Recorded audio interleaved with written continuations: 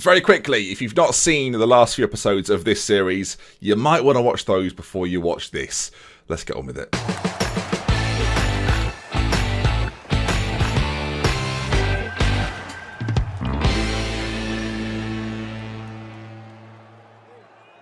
Viewers, welcome back to another episode of Boston Boys. A slightly different vibe of episode today, though. It might be a little longer than normal, as we have a transfer window to attack. We are in the 2nd of July, and of course, you should now know that we have been promoted to League One, in which you've just seen a little sneak peek of the squad there. It's not an ideal situation, and we are currently predicted to finish 21st out of the promoted sides. We are down there, but I'm paying no attention to this anymore. Who knows what this all means? You can see some decent sides in there though. Rotherham, QPR, Wigan, Exeter, Peterborough, Portsmouth, Bolton, MK Dons, all decent sides in this division, and sides that are going to really be putting up most of the fight for the promotion spots, I imagine. I don't suspect we're going to be there.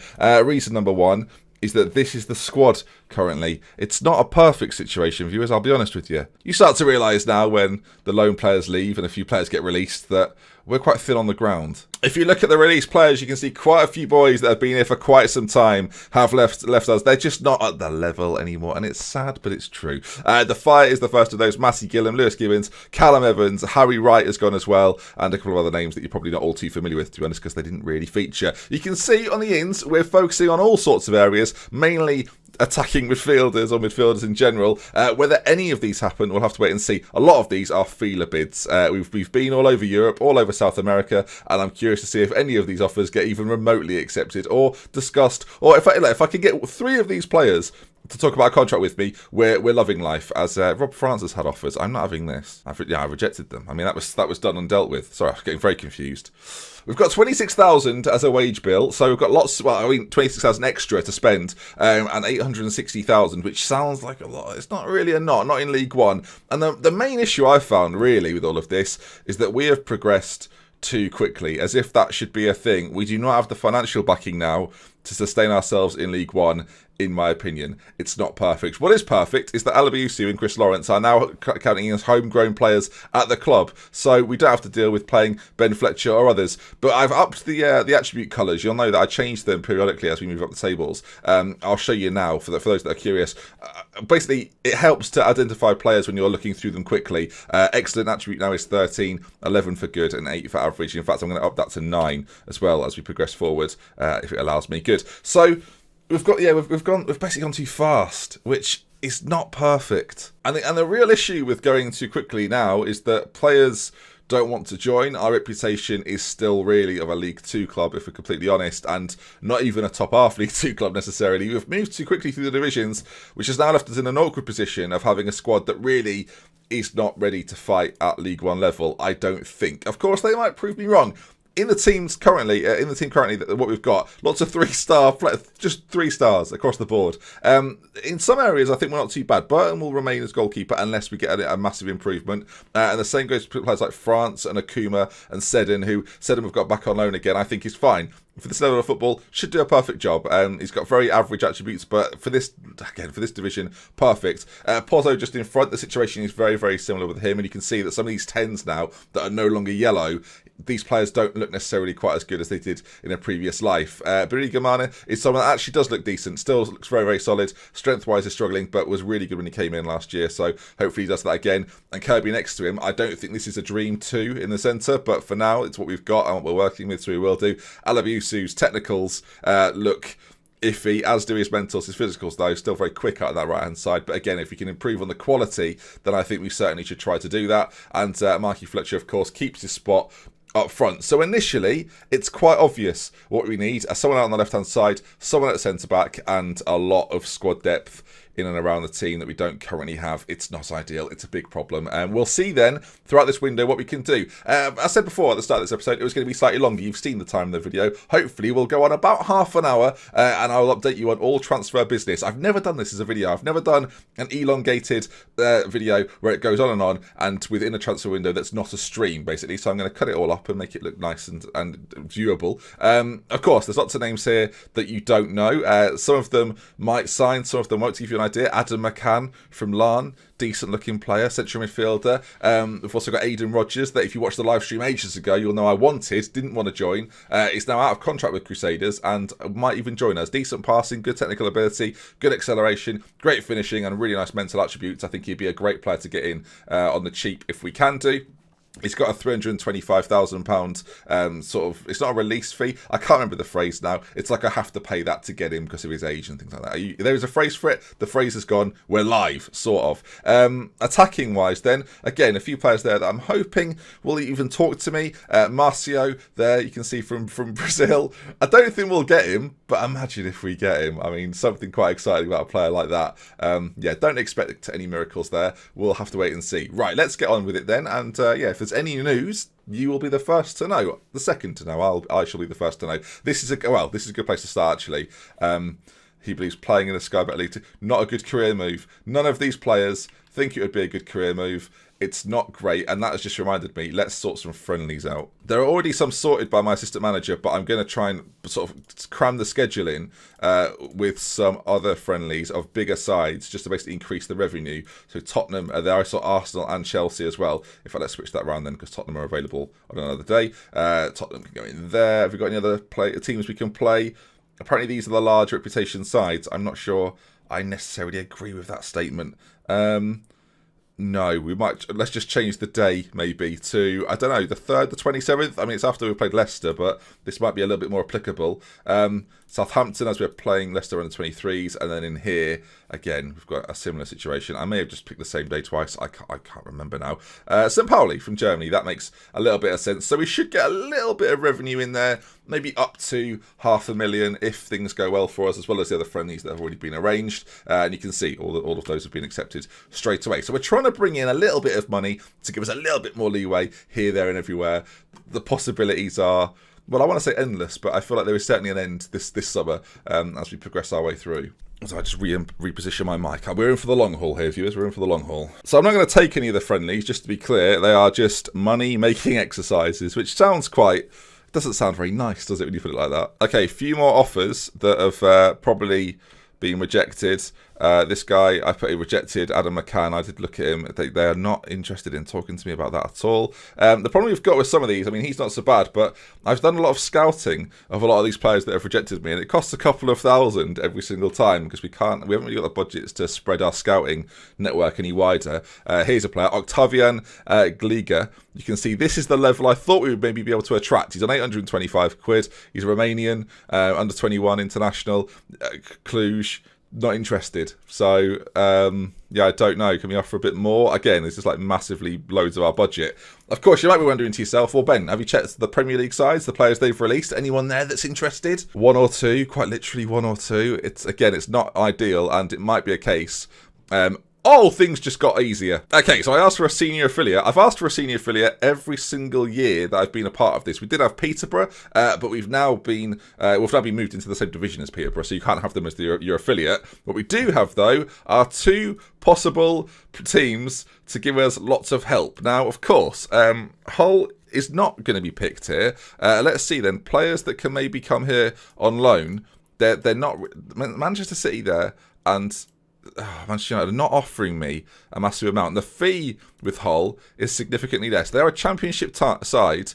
He would be quite useful. He would be less useful. I mean, this is what we kind of have to base it on. If there's legitimately players here that would make us stronger, then we have to consider picking Hull. There's not a massive amount, is there? So is the money better?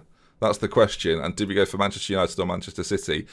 Based on star ratings and reputations, I'm going to go for Manchester City. Whether they're going to give us any players to use, I don't know. It might be worth us trying to get another senior affiliate. I don't know. But Manchester City makes the most sense. Let's announce that connection and see if they've got any players, just even slightly possible, to be loaned out to us.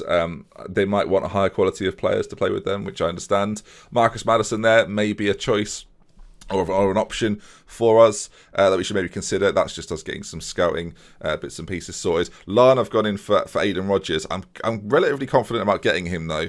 There's a few other players here that are rejecting, again, coaches that have been signed. And Gareth Hanna, of course, we've looked at him before. He's listed for loan by Aston Villa. Now, this would potentially solve a problem. The irony of this, though, yeah, they're more than happy. Okay, it looks like after a while, Gareth Hanna is going to come. He was going to be removed from the shortlist, but we're going to get him in on loan for the season, I think. The problem with that, of course, and it's the same problem that Callum Gribbin has, is that there's not really a position for him. There's not really a role for him.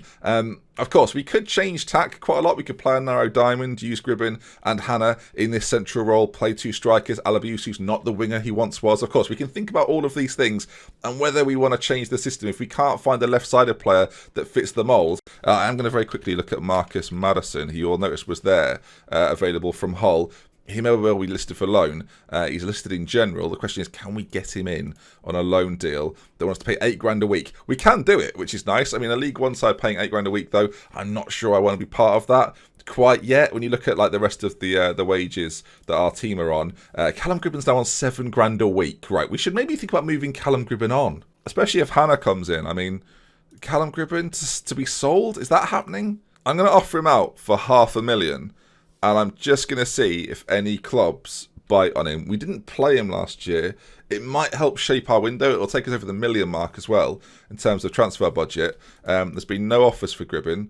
I'm going to ask him to speak to clubs and see if that happens. He's happy to do it. Again, he didn't play for me a lot last year. So selling maybe my best player, he's on a massive wage. I just think if I can get a couple of players in on a similar wage to him, as in we'll take that $7,000 and we'll split it 3 ways, then that might be the ticket for us. Barnsley are coming in for France, 375,000. Now, Rob France is not a player I want to let go easily. Physically very good. He's got nice mental ability as well. And marking and tackling, very, very, very good.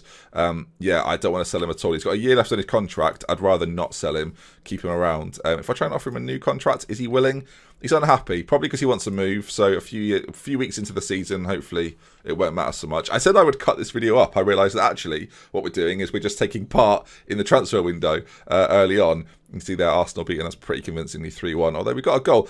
Is that Liam Edwards? Is he in our reserve still? Do you know what? I didn't even know he was still here. I'm not going to lie to you. There's a few players from back in the day that still exist here. Chris Thorpe, that we brought in to be a superstar, still in the club, just chilling out really. And James Sayer, of course, who we are familiar with, who again looks like he's maybe below the level now. Our pitch has been relayed and the surface is perfect. Our facilities are still not great. Poor data analyst, average for everything else.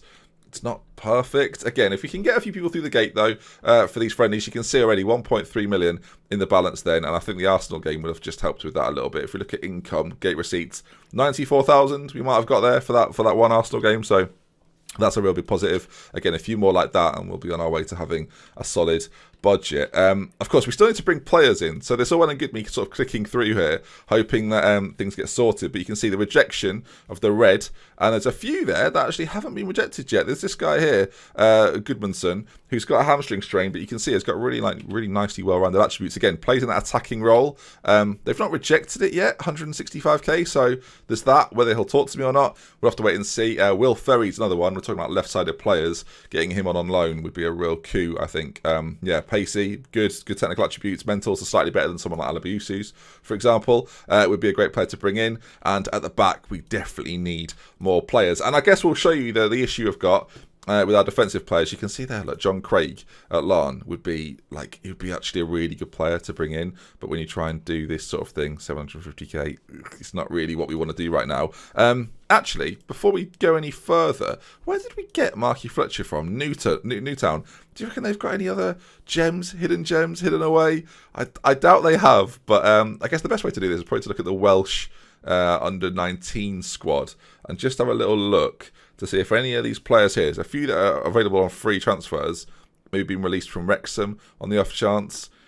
No, there's nothing really there, is there? And a lot of these players here not really quite hitting the heights that we'd need. A few guys from Wrexham, Cardiff as well, not really looking for it. But yeah, sometimes the Welsh teams just spit out some good players out of nowhere and you can pick them up. Maybe the under 20s, a couple of freebies there. Neither, again, quite cutting the mustard. They're not really going to improve us dramatically. I'm going to go to the 21s as well, see if they've got anyone that's available. Paul Evans, and the rest of this is unlikely. Cardiff Uni have got a goalkeeper in the under 21s. It's surprising. And Adam Hignett, who we've looked at before, would probably improve us a little bit, but again, we're filling a role there really that we don't necessarily need filled. I've put lots of scout reports in I've asked for scout reports on quite a lot of players, so I'm really hoping that we get a few of those in, and I can take a look at any players that come our way. I realise we're about sort of 15 minutes into this video, and so far not much has happened, but I think it's quite nice, I genuinely do, to talk through our transfer strategy. This video won't be for everyone, I totally understand that.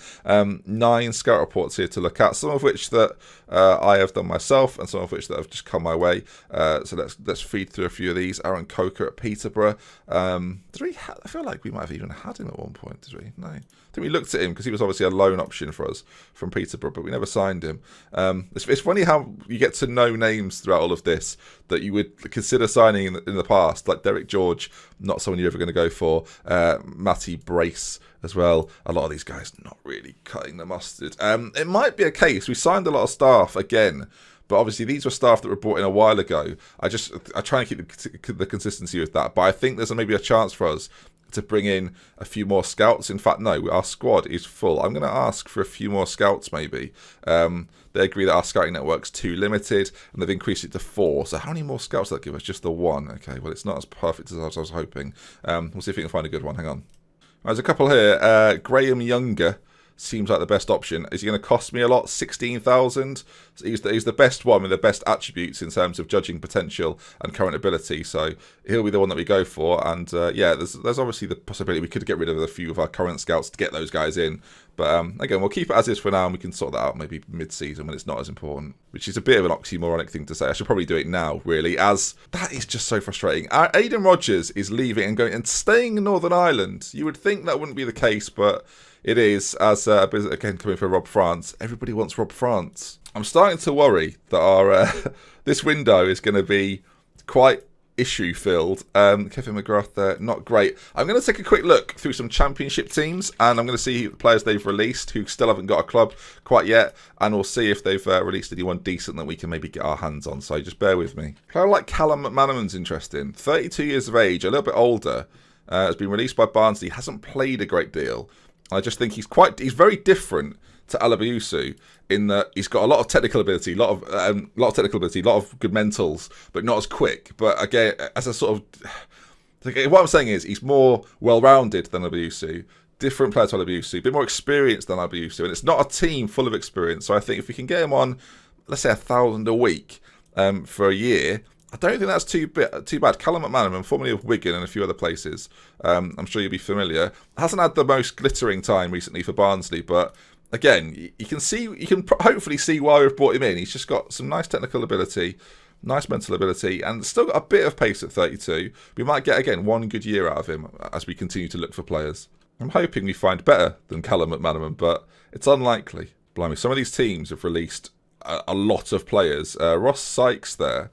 He's a defender that we should probably be looking at. Some decent attributes on him, and he would maybe consider it. So we'll try and get him as a rotation option. He wants key player. I'm going to try and get him down to first team player. He wants to strengthen the squad. Hopefully he wants to get promoted, I assume. Yeah, so, I mean, good. I want that in my size. Ross Sykes, recently hasn't played too much, but that's why he's willing to come to us, to play for us, hopefully, and be a part of this team.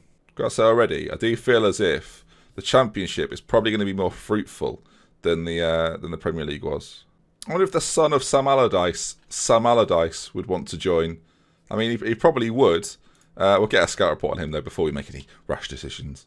Now, Leandro Bacuna is an interesting player. Again, we'll try and get him first team so we can offer him slightly less in wages. That's the plan.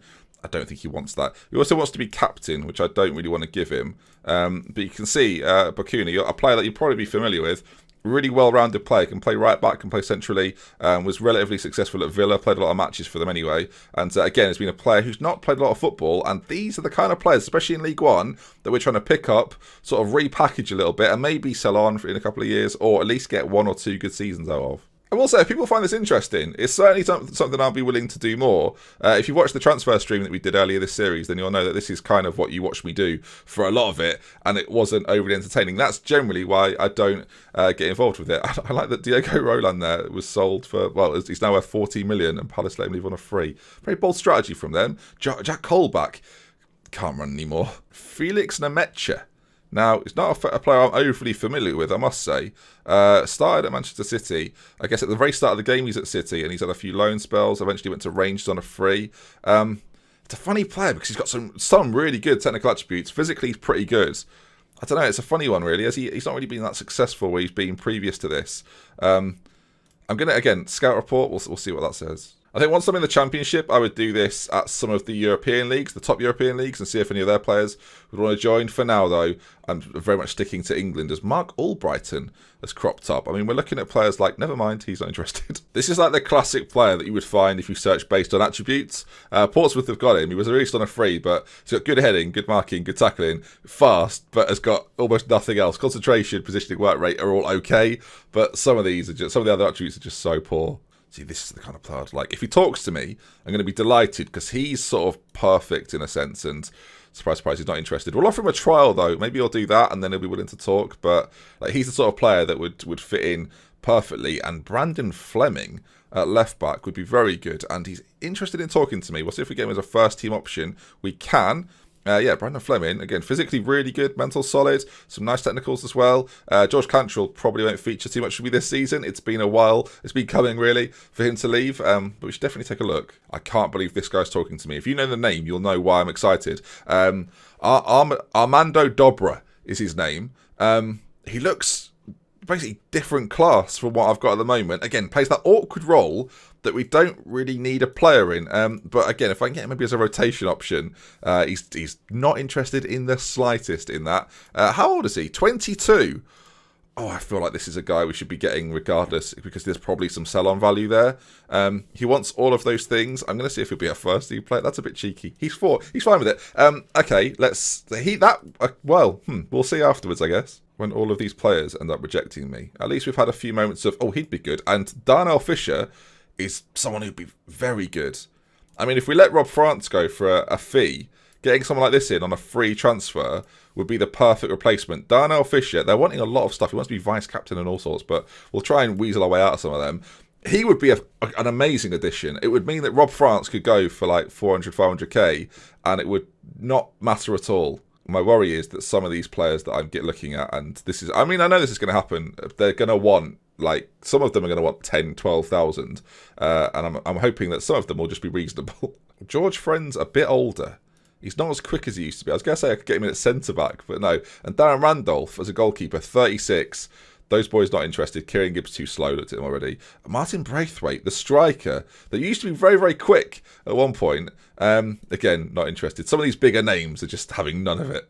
They've clearly got a reputation to keep a hold of, so fair enough. Dan Cashman has got a very bold look, viewers. I'm not going to sign him, but it's a very bold look. Sean Raggett, Lincoln, and Norwich fans will know exactly who I'm talking about. He would be, like, he's not pacey, but he would be a real find. Like, he would replace the Fire, essentially, in that kind of defensive role. A bit more of a no-nonsense defender than a creative, but yeah, he'd be good. And yeah, DeMargo Wright-Phillips as well, another one that might be decent. Hot prospect. He's the sort of player that might sign a little bit cheaper, so, I mean, that's worth it. And Martin Kelly as well, former Liverpool defender, former Crystal Palace defender, is too big a name, apparently. All right, then we've gone all the way through. There's a few that I didn't show you as well, so prepare to be a little bit surprised, hopefully. Brandon Fleming is the first one, the left back we looked at. You probably recall his little name. Right, we can offer up to, it says there, well, that's first team players, actually, 7.5. I don't know what he was on at his last club. Where was he? Just remind me, Hull. So he's probably on a fair amount, but he didn't play a lot last season. So with that in mind, I'm gonna lowball him a little bit. Hopefully he's not too disgruntled by that and gets mad. Signing on fee, I'm going to make quite generic early doors for his agent and himself. And 5.5. So we're quite a way off. And it's quite a big outlay. I guess what we have to do really is compare him to Seddon and decide if he's significantly better enough that it really justifies the transfer. Seddon is the blue. I don't think there's enough there to justify it. Physically, Seddon probably outmatches him. Defensively, it's pretty similar. Marking, tackling, there's not massive amounts between it. Heading, Seddon's slightly better anyway. Dribbling, crossing, it's all quite similar. So I don't think we're going to do it. His mentals are better, sure, but does it make that big a difference? Probably not enough to justify the sign-in. Yeah, 5.5k is too much. I mean, I would probably do it for 3.5 or 3. We'll start at 3 and we'll see. I think he's going to get mad here and just leave. Yeah. Okay, well, fine. I mean, he was a good player to bring in for, like, if I say 3,000 would have been all right. Sean Raggett. Now, Sean Raggett's a player I'd actually quite like, regardless of fee. Again, we'll start relatively slow. We'll get him on a 3-year deal. Again, we'll offer his agent 10 grand a pop, which is quite a lot, I think, actually, for a free transfer. So, all right, this is not going to be quite as bad. I'm going to settle for 5 because I just think he's got a lot of quality to his game. Hopefully he's for that. I'll go down to 5. I'll up his signing on fee a little bit, and his clean sheet bonus will go to 1,000 as well. So we'll see what he says to that. And he likes it. 5,000 a week. It's a lot. Don't get me wrong, but heading, marking, tackling, and good passing ability, we don't have a lot of that. Yeah, he's not as quick as some other players, but 6'5" as well. I thought I'd be a fool to miss out on him. I think I really would. And straight up next is Dobra, the Albanian 22-year-old that might begin to shape our new system that we might be playing. He's got a minimum release fee to clubs in a higher division of 275k, which he's stuck in there and he's not letting me get rid of.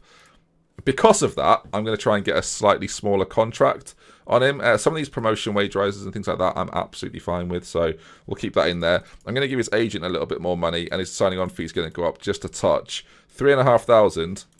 He's not happy with, but 4. Find some middle ground. Yeah, I think actually that's quite good. I think we're going to make a couple of $100,000 no matter what. The signing on fee is obviously quite a lot, and that you've got to sort of balance it against. But yeah, not too bad. Darnell Fisher, the right back. Again, this would make a massive difference to Rob France.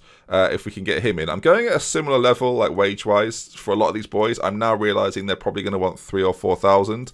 We'll go a little closer with Darnell Fisher. Yeah, 6,000. Now, this is now tricky, because I think he's very good. I also realise and understand that he's 29, and is he injury-prone? Is that the factor with him? He's had fractured lower leg. He's had some big injuries.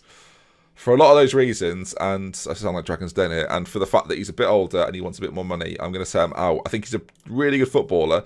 He might be someone that if he's not got a club in the January, then we go in for and take a gamble on. But yeah, not right now. And Bakuna, the experience of Bakuna, I think, is worth a fair amount. I worry a little bit. He's barely played any football in like 6 years, which is not great. He had a hip injury that saw him out for 3 months, but it's not like he's been maligned with injuries for years and years. It's not been too bad, really.